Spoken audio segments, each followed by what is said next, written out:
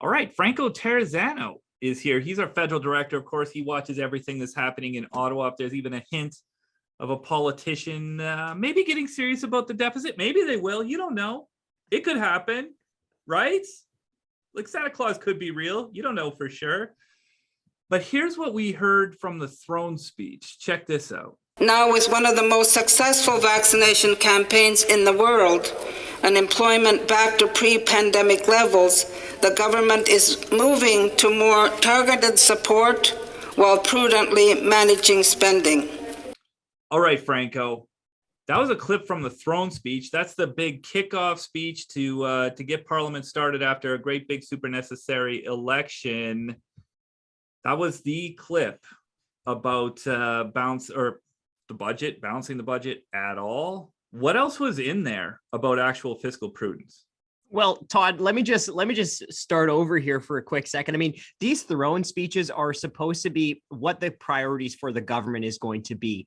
And sometimes it's what is not said that really is the most revealing. And Todd, we didn't hear a single mention of the deficit or the debt during the throne speech. Now, I know all governments across Canada have many different priorities right now, but come on, this federal government is up to its eyeballs in debt. So debt reduction has to be at least a priority for the government. I mean, remember, we're more than $1 trillion in debt, which means that each Canadian is on the hook for about $30,000 in federal government debt alone. And if these politicians don't actually save some money, I mean, we're going to be hammered with a higher tax bill. Okay. So it's not just where we are, it's where we're going that's important. A throne speech is mostly forward-looking, what the government plans to do, not what's happened in the past.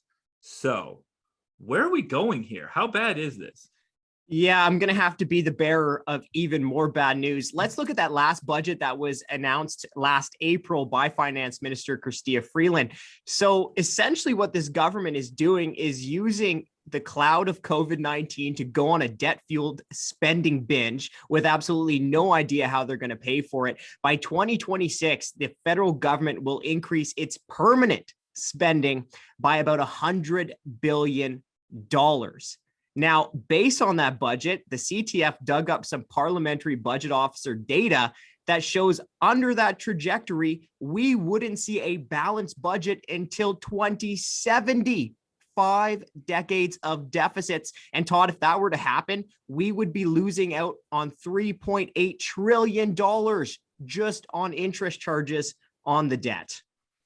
Those interest charges are the thing that drive me nuts. Like, we can arm wrestle about whether we should be spending more money or, reducing taxes. I think those are really interesting debates. And frankly, if it weren't for those debates, you and me wouldn't have a job. But yeah, can't we agree that more interest charges are a bad thing? I don't see anybody saying, boy, I love it when I pay my credit card bill and the interest charges are huge. That's a great time.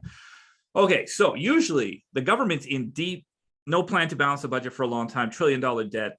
There's a lot of bad things on the report card fiscally for the federal government. You would think bad news for the federal government is good news for the opposition. Their job is to oppose. If the government's got problems, they got opportunities.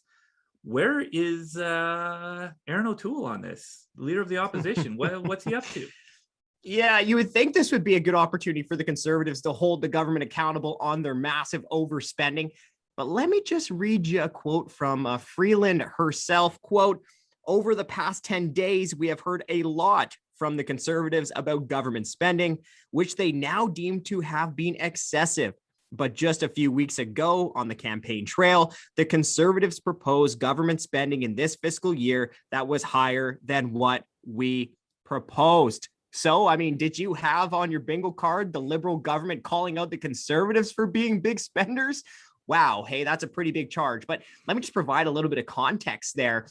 Freeland, of course, is talking about Aaron O'Toole's Conservative campaign, which wanted to spend about $50 billion more than the last Liberal government budget. The one thing that might be worse than politicians spending like a drunken sailor, 2 politicians wanting to spend like drunken sailors and bidding it up. That's a recipe for trouble. I think we need both sides to maybe tap the brakes a little bit and just recognize maybe we're spending a little too much on everything. Mhm. But where do we go from here? If you're to wave the magic wand and say, here's what we got to do to solve the problem, what do we do?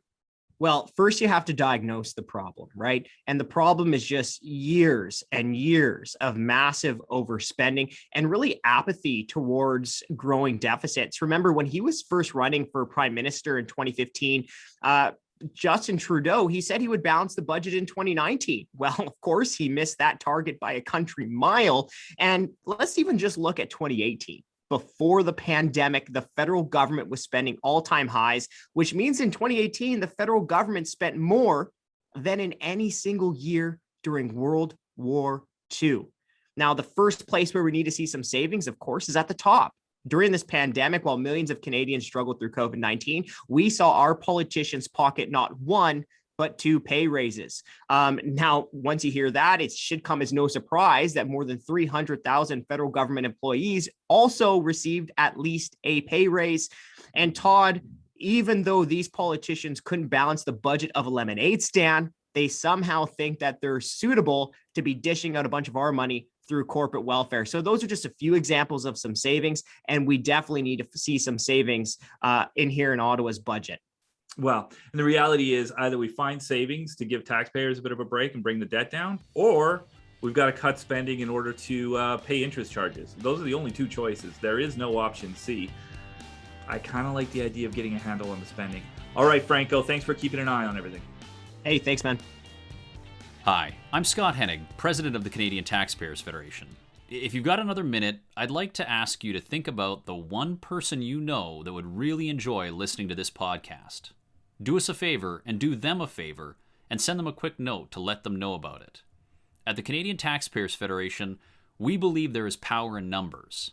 That's why we've worked so hard to build an army of taxpayers who are ready to push back.